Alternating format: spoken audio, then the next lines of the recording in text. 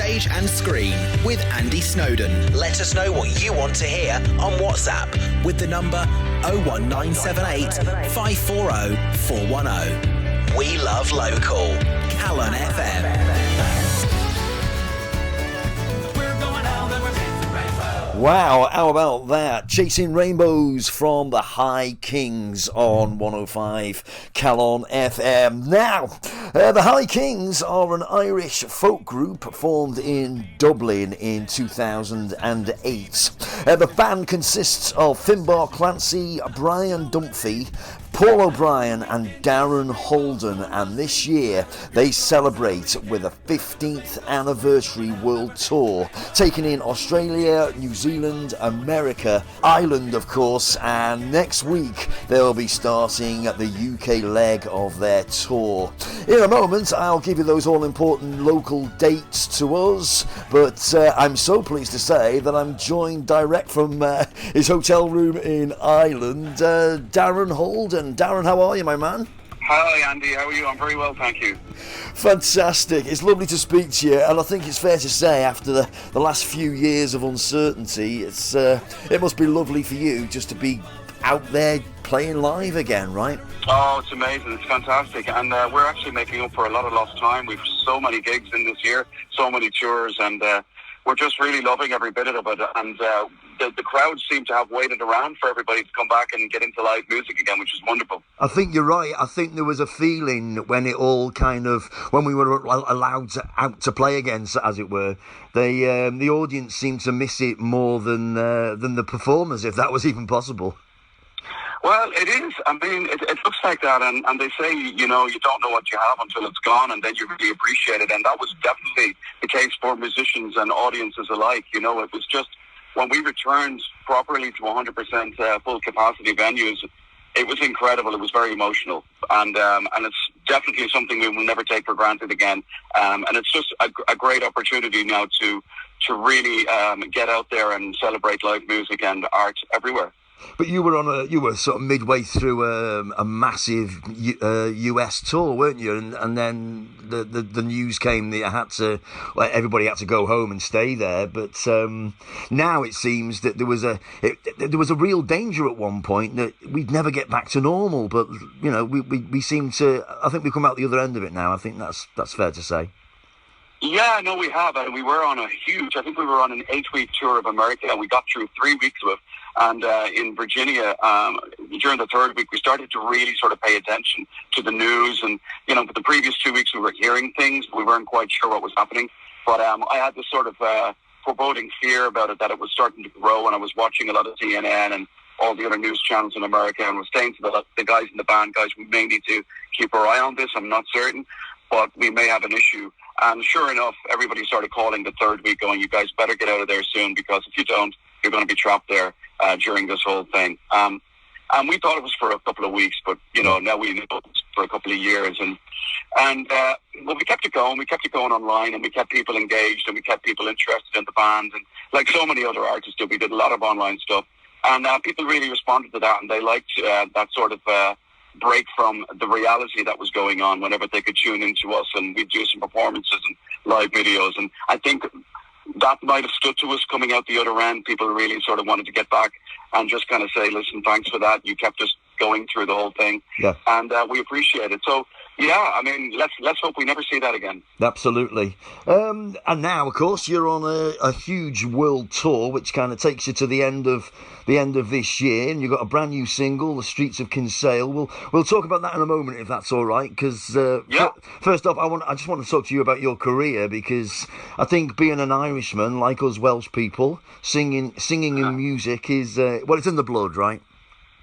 It really is. It's part of your DNA. As soon as you're born, you know how to sing, and so many great singers from Wales as well. You know what I mean? Like Tom Jones, Kelly Jones. I mean, there's just really amazing artists down through the years, and I think the Irish have really proven that as well. We're small countries, but we actually do, pull our weight on the big stage, and we love it. But yeah, I mean, we just came back from Australia, New Zealand, and Dubai, and before that we were in the States, and we're in the midst of some Irish dates at the moment.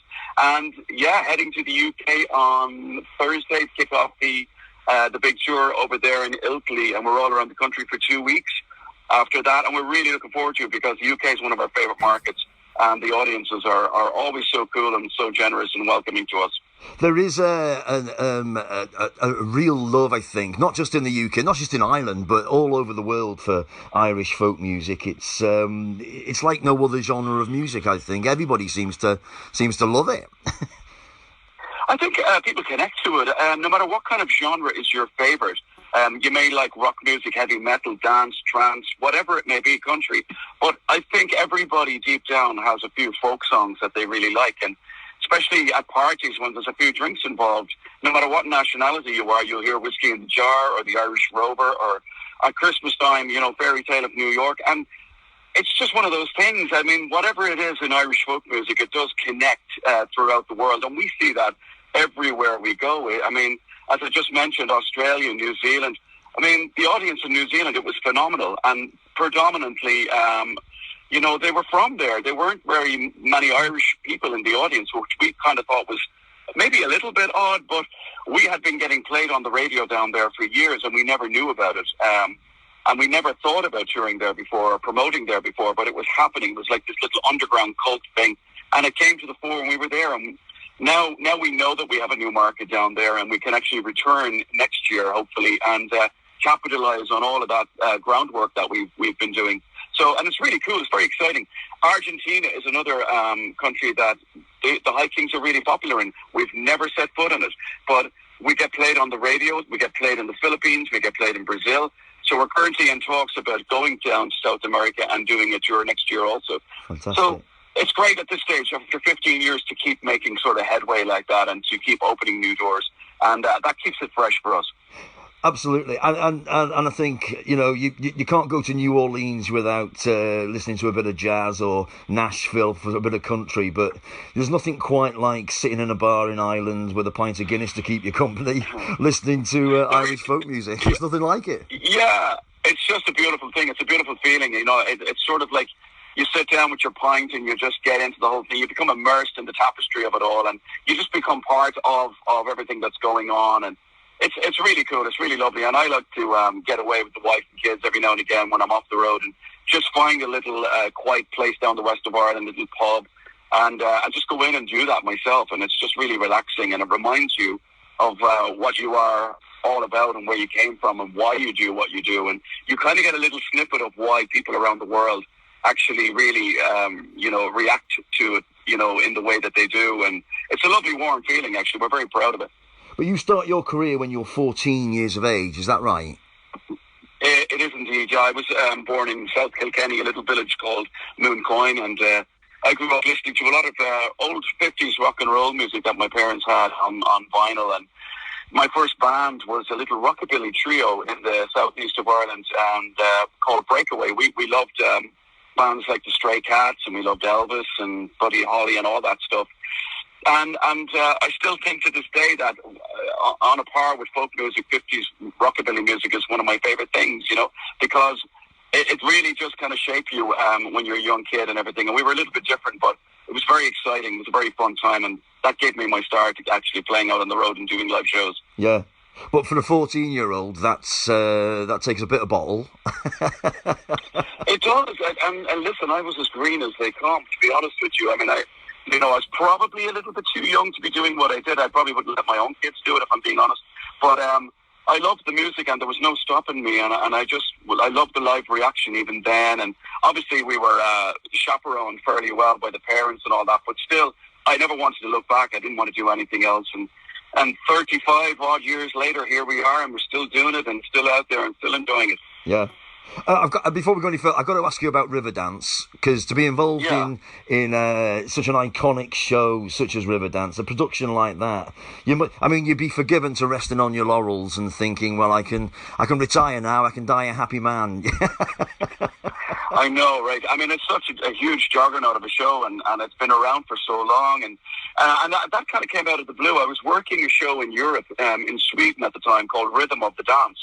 And I got a call from the directors of Riverdance while I was in Denmark, and they said, look, we want to fly you home. We want to have a chat with you and just kind of gauge your interest on one or two things. So I flew home, And we had a meeting, and they asked me to join the cast of the Broadway production that they were putting together. And of course, that was all I needed to hear. I mean, Broadway was like, again, one of these magic doorways into another world, So I said, of course, yes. And I eventually became the lead vocalist in the show for 18 months, and it was absolutely incredible. Toured all over America with them after that, in Canada. And then after that led to me staying in New York, actually, and becoming Billy Joel on Broadway for 4 years and all around the States. I joined a show called Moving Out. Wow. That was a Tony Award-winning musical, and that broke all box office receipt records in America over the course of the first 2 years. And I mean, I could have easily said no to Riverdance, and that wouldn't have happened for me. But these are the chances you have to take, you know what I mean? And to be in America and live there for 8 years and just to soak all that in as well, all different genres of music was, I wouldn't be able to replicate that again. But I think Riverdance is one of those shows, as you say, it's a juggernaut of a show. It hit the ground running straight away. Everybody associates it with the dancing, of course, but the music is so emotive. It's something that, you can sit there and be full of joy 1 minute and sitting in floods of tears the next. It's an incredible experience. Yeah, it really is, and you've just summed it up perfectly there. And the music is phenomenal. Bill Whelan is an incredible composer and songwriter, and not only with the dance pieces, but you have some beautiful songs in there, beautiful lyrics, like "Lift the Wings" is one of the greatest Irish ballads ever, and in my opinion, is not covered enough at all. But it's a gorgeous song, beautiful lyrics. It takes you on another sort of emotional journey, and that show really. Every single night, all around America, when I was with it, and I'm sure it's all around the world as well. It's you can see the people's faces, and they're so taken away to another place. Their troubles are parked outside, or whatever's going on in their world is just forgotten about. And you can see the emotion in their faces, and they're just loving it. And they're getting inspired by it as well. You can see people leaving that show, and they've totally figured out what to do, you know what I mean, in order to make things better in their own lives. And we used to always comment on that. They would be won over, and that's the magic of that show, and it's the magic of that music. Yeah. And I've got to ask you as well about working with Boyzone. There's a job that you don't expect to be speaking to somebody every day about. That's how did that? What did you supported them? Did you? Was that as a solo artist? How did that work? Yeah, well, Louis Walsh was my manager back in the early 90s. He managed me for 4 or 5 years, and he kind of, at the time, asked me if I would be interested in becoming the lead singer in a new boy band. But I actually turned him down. I didn't know what it was going to be, and that's to my own detriment, I guess, now looking back, what an idiot I was. But I eventually ended up around the UK and Ireland and some parts of Europe opening their concert tours for them. And it was just a phenomenal experience. The guys are great. We're still friends to this day. I just spoke to Mikey last week. I had lunch with Keith about 6 weeks ago in Dublin. Keep in touch with Ronan whenever he's in Dublin. We keep in touch online. And just really, really nice guys. Stephen was the nicest guy as well. We were great friends. And they were just lovely lads. They worked so hard and they were so successful and really stayed very, very grounded. But what an amazing experience. I mean, I grew up watching the Beatles, old Beatles videos years ago when I was a kid, and always wondering what it would be like to set foot on a stage with screaming kids, like, screaming their lungs out. And that was the opportunity to do that for a couple of years, and it was phenomenal. And again, it's one of those things you can't explain to somebody if they weren't there. It was just one of those magical atmospheres, and I was very, very glad to have the opportunity. And great to have made some lifelong friends. And I just spoke to Louis a few days ago as well. And that's the joy of the business, the music industry. When you go on a long journey like that, it's really cool to stay in touch with people. Brilliant. And I suppose we better talk about the High Kings, haven't we? You're on your 15th anniversary tour. Where did the idea originate? The High Kings came about. Our former manager, Dave Kavanagh, who passed away about 7 years ago, sadly. He had this idea to start a new Irish folk band in the form of, say, the Dubliners or the Clancy Brothers or the Wolf Tones. He felt that there was a niche in the market and there was an opening. So he reached out, he contacted Brian Dunphy, my bandmate, and he asked to get in touch with me. I was living in the States at the time. So we both went to a meeting in Dublin with the directors and producers of Celtic Woman, who were the people behind the High Kings at the start. And I loved the idea. I was actually kind of sold immediately on a Irish folk group for the new millennium as such, and a new fresh approach to doing the ballads. And then Finbar Clancy came in, and Martin Fury was one of the original guys as well. And we got into a studio and we started to record various pieces, and I knew immediately it was going to be something, particularly with the a cappella songs that we were doing, 4-part harmony, just really, spine-tingling stuff. You listen back to it, and I kind of felt, yeah, we're onto something. And EMI Records in America came on board, and we went with them for the first album. They told us that it would probably take 6 months of touring, constant touring and grafting, to make any sort of headway. And after 2 weeks, we were number 2 on Billboard with the first album, which was phenomenal and unexpected. And it just never stopped. From there, it just never stopped. And we've kept building our audience, particularly in America. We swapped over to Universal Records, and then we swapped over to Capitol Records over there. And it just really built and built and built. And the USA over the last 15 years has been so good to us, as has various markets around Europe, like Germany, Holland, Belgium, UK, huge market for us. And now, as I mentioned earlier, Australia, New Zealand, another huge market. And we're just very, very blessed that people have stuck with us, that they love the music, that they love what they do to the music. And we've been showcasing some new material, and it's going down a treat, and we're charting again, which is very, very important. We're currently in the top 10 in Ireland, and teetering around the top 40 in the UK, so it's really, really cool at the moment. And for the fans, of course, they're not going to be surprised by 15 years, but I wonder if the band themselves are surprised by the longevity of the band. Well, yeah, in our business, I mean, you come and go. I mean, you got to have a plan. You got to have that sort of mettle about you to keep going and sort of not give in when things don't go to your satisfaction, And I think after 35 years in the business, I think I figured out a way how to maneuver around any sort of problems. And, I've probably had a lot more adventures than the other lads in the band, and I could bring that to it. I can actually show them a solution whenever things don't go the way we wanted to go. But having said that, I would say 90% of the 15 years have been very positive, and we've always come out the other side shining, you know what I mean? And we've been lucky enough, but that's down to the fans of the music that kept us going, kept us grounded, kept us on the right track. The great people around us, we've got a great management team. We now run the band ourselves as well. So we can actually really do things that we really, really want to do. And we can steer it on course all the time. And our plan is at least another 15. But we are sometimes shocked, yes, to answer your question, that we've gotten this far, because it is a very tough business. And you've got to have luck on your side and the rub of the green as well. But thank God we've got that. And thank God for our fans and for radio who keep playing us. We're very, very grateful. Well, it is. It's very easy on the ear. That's that. I think that's the appeal. But it's a super group, isn't it? In Irish folk music, you got Finbar Clancy, Brian Dunphy, as you say, Paul Olsen, and yourself, Darren Holden, and your brand new single, Streets of Kinsale. I mean, this one features a very special guest, right? It sure does. Steve Perry, the legendary Steve Perry from Journey. He got in touch with our producer, Glenn Power. Glenn is the drummer from The Script. And Glenn had been working with me in the studio. We live quite close to each other here in Dublin. And we worked on the Streets of Kinsale on a Friday. On the Sunday, he was talking to Steve, and Steve said, "What are you working on? What are you doing?" And he said, "I'm going to send you over some stuff and have a listen." And so Steve got back to him after he heard the Streets of Kinsale. He wanted to know who was singing. And Glenn told him and gave him a bit of my history. And he said, "Wow," he said, "I really like it. It's old school."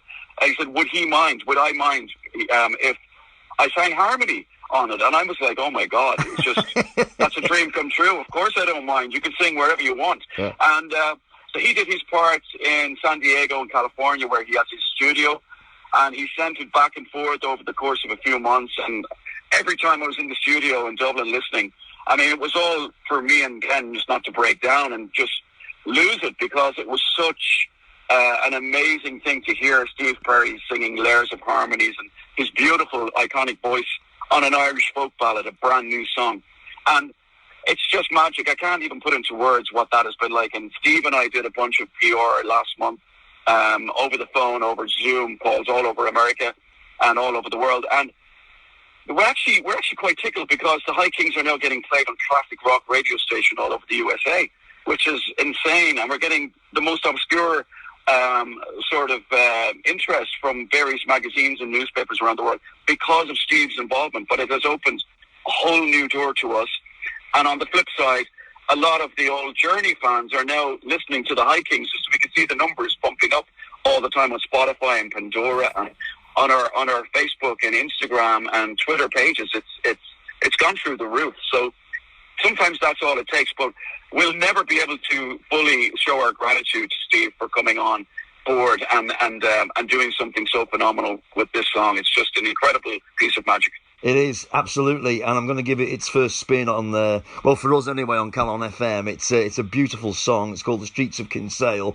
Before that, I better do the housekeeping. You're playing the Lowry in Salford in Manchester on the 16th of June. That's this coming Friday, and the Liverpool Epstein Theatre on the 21st of June. That's a week on Wednesday. Darren Holden of the High Kings. It's been an absolute treat to speak to you this afternoon. Thanks ever so much for that. I really appreciate it. Thank you, sir. Thanks for having me on, and have a great weekend, and mind yourself. All the best. Take care of yourself. Cheers. All the best. Take care. Bye. Oh, love, white lady who roams in the night on the streets of Kinsale from the High Kings, featuring the Journey legendary frontman Steve Perry. And the High Kings are going to be playing Manchester Lowry in Salford on the 16th of June. That's this coming Friday. And the Liverpool Epstein Theatre on the 21st of June, a week on Wednesday. Go see the High Kings live. God, what a gig that'd be. Stage and Screen with Andy Snowden. Let us know what you want to hear on WhatsApp with the number 01978 540 410. We love local. Calon FM.